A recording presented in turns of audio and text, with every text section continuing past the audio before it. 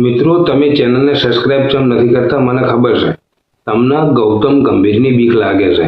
अरे झूठ बोल रहा है ये झूठ बोल रहा है તમને ગૌતમ ગંભીરની બીક લાગતી હોય કે ના લાગતી હોય પણ ગૌતમ ગંભીરને હર્ષિત રાણાની બીક લાગે છે એ વાત નક્કી છે કારણ કે ડગઆઉટમાં હર્ષિત રાણા અને ગૌતમ ગંભીર જોડે નહીં બેસતા થોડા છેડે બેઠો હોય તો એકા છેડે બેઠો હોય ગૌતમ ગંભીરને ખબર છે કે રાણા લખપતિને બેઠો ને તો રાણો વારો લઈ નાખશે કારણ કે રાણાજીને પ્લેઇંગ 11માં સામેલ નથી કરતા અને આજે કોકે નવી અફવા ઉડાડી ગૌતમ ગંભીરની ઈચ્છા છે કે હર્ષિત રાણા કેપ્ટન બને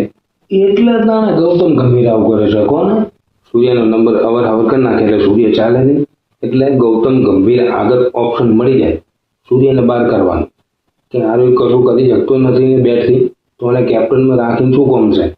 એના કરતાં નવો ચહેરો આડું તમને કેપ્ટનમાં હર્ષિત રાણા અને મને લાગે છે કે જ્યાં સુધી હર્ષિત રાણા ટીમ ઇન્ડિયાનો કેપ્ટન નહીં બને તો ત્યાં ગૌતમ ગંભીર આપણને જીતવા દેશે નહીં પણ તમે મને જીતાડી શકો છો લાઈક શેર અને સબસ્ક્રાઇબ કરીને